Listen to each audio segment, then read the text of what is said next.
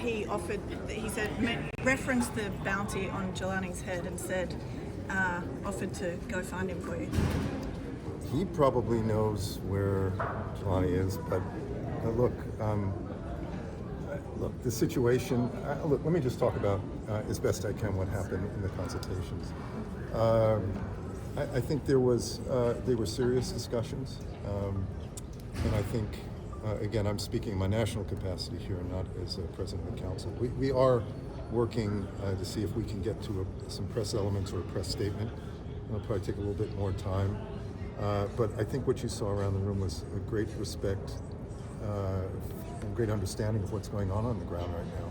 It's a very fluid situation, but just about everyone spoke about the need for Syria's sovereignty, territorial integrity, and independence to be respected. Concerned about the humanitarian situation. I think a lot of uncertainty about what's going to happen in the future. But I think certainly from the United States perspective, we're going to do everything we can to make sure that our forces in the region are protected and that our friends and allies are not subject to any threat by this new regime. And we also want to prevent a humanitarian catastrophe from happening. I'm not saying we're at that kind of point yet, but we want to make sure that something like that doesn't arise. So we're going to continue to work, talk to all the various players in the region as this situation plays out. And as many folks said in the consultations, and I feel free in saying this, is that the situation is extremely fluid and is likely to change day to day for the time being. So we'll just have to see where things go. Is there any discussion yet about removing HTS from the sanctions list? No, that's something, again, that's into the future now. We're really focused right now on trying to see where this situation goes. Can there be a governing authority in Syria that respects the rights and dignities of the Syrian population? And as I said, making sure that U.S. forces are protected. This is from a U.S. standpoint, and making sure that our friends and allies are secure and not under threat from the authorities emanating from Syria, and the humanitarian situation. And that was a great concern to a number of countries. Any concern for that? Priority number one? What's Geir Peterson's priority number one? I don't want to talk, in details about what their priorities, but I think he shares some of the priorities that I just laid out, the priorities of a number of states around the country, and they're working hard. It's fluid for them, obviously for them as well, and they're trying to do what they can to make sure that the situation doesn't evolve into hostilities, conflict, humanitarian catastrophe. The UN is on the ground there, and I know that operations were suspended by some organizations, but some are restarting. So again, very fluid, and we'll just have to see. What do they have enough means? Do they have enough he was doing? Well, I mean, Geir's doing what he always does, which is to try to talk to the relevant players in the region to try to see what he can do to reduce tensions. Now we have a different situation since the weekend, and so he's having to obviously pick up the pace of his efforts. But he needs the support of the Security Council, and we're going to try to lend some support to his efforts. Who's Any drafting the concern? statement? Well, I don't know. It's a statement yet. It may be press elements. I think we will probably take a crack at that, being that we are holding the presidency. And what's the intention? The intention is for the council to speak with one voice on the situation in Syria. One thing I would have liked to have heard more from council members, and this is just, again, my national capacity. This is an incredible moment for the Syrian people, and we realize it is a fluid situation. But all that they've been through over the years should be celebrated, and I wish I'd heard more of that. But that doesn't mean countries didn't feel that. I think countries are really focused on how uncertain the situation is and what comes next, and rightly so.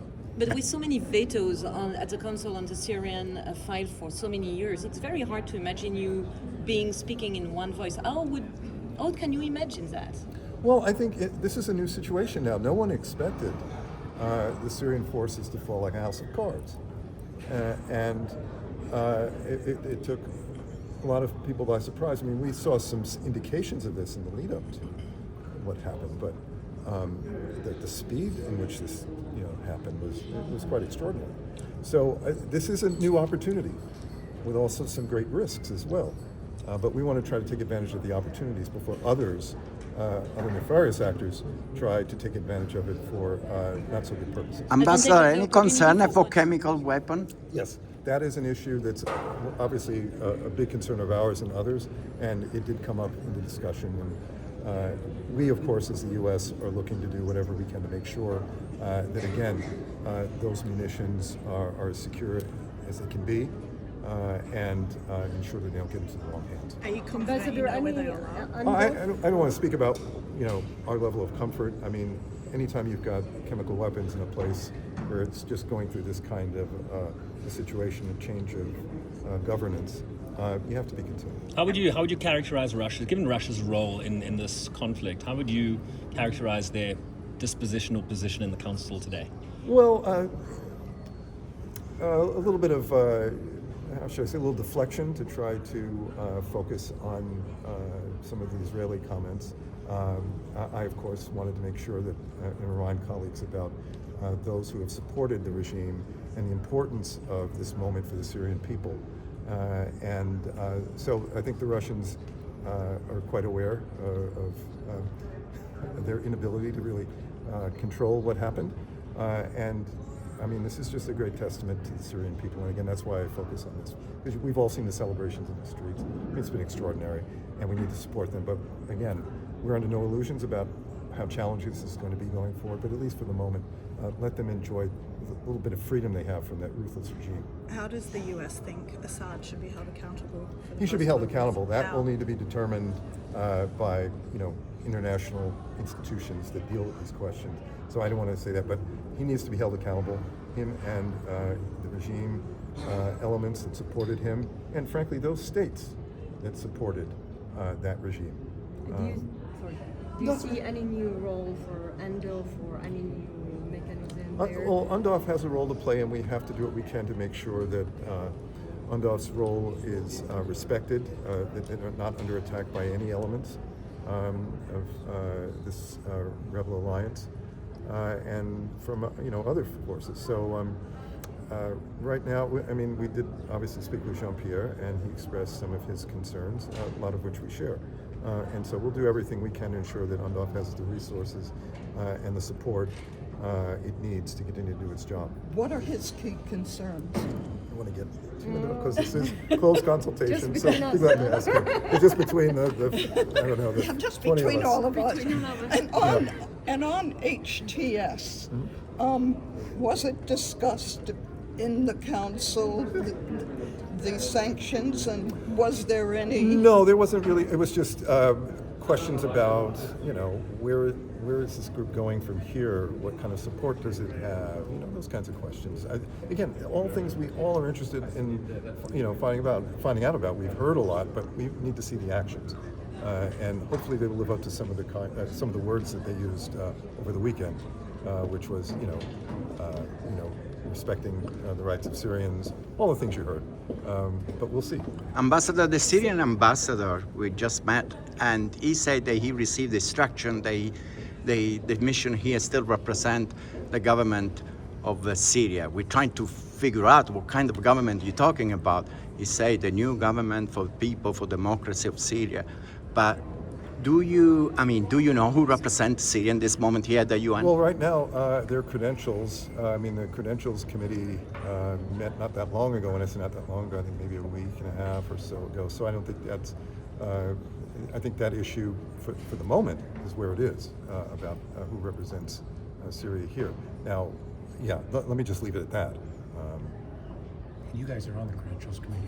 We're on the Credentials Committee, so the Russians, I believe, the Chinese, and there are others who are on that committee. So, let me just leave it there. Ambassador, how closely is the Biden administration communicating with the incoming Trump camp on what's happening now in Syria? I think I just refer to what Jake Sullivan said over the weekend, which is that he's had certainly conversations with his counterpart who will be coming in for the Trump administration, and they've had good conversations, and I'm sure this is one of those issues that they talked about. And then any updates from, I guess, this morning on where Austin Tice might be? No updates on that, but we are looking obviously very, very, very hard. We want to bring him home to his family. How Turkey and the United States are closely working in Syria? Well, you mean how is Turkey? Turkey and United States, how close Look, are we're, they we're, working? we're NATO allies and partners, and so we're working closely together. We will be in the coming days and weeks and months as we're all trying to figure out where things are going to go in Syria. And again, this is a moment of great opportunity. That's why it's so important for all of us to work together so that we get a transition that the Syrian people can support and that represents them and not something else. But at the same time, we know that Turkish-backed groups are attacking the Syrian democratic forces in northern Syria. What's the USA position about that?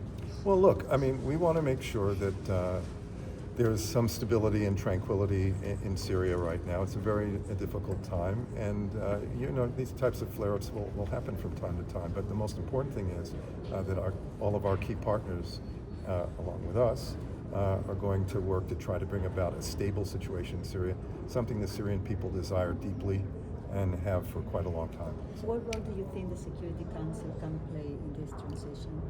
we hope a positive role, and we're going to see if we can get a unified message over the next day or so that we can speak. There's a demand for the council to speak, and hopefully we'll be able to do that. Do you think it needs to be changed, the consideration of a terrorist group that is now in charge of the government? Look, I mean, it's hard for me to stand here and tell you what should or should not happen. What I will say is that the authorities that are in power right now in Syria are being watched closely by the international community, and we want to make sure that they live up to the things that they said they were. We want to see a democratic Syria that respects the rights and dignities of the Syrian people. That's all the Syrian people want. That's what we want as an international community for them. So their human rights have to be respected, and we'll just see how this develops. But we will be pushing on all of those to make sure that they do happen. But how can the Security Council deal with an organization that is considered a Well, terrorist? we're not necessarily dealing with an organization right now. What we're trying to do is come up with a unified voice in terms of either press elements or a statement. But that's about all we can do at the moment as things continue to play out. So we'll be watching along with all of you to see where things go, and hopefully they'll go in a good direction. Thank you. Thank you. Thanks, everybody. Is it still raining out?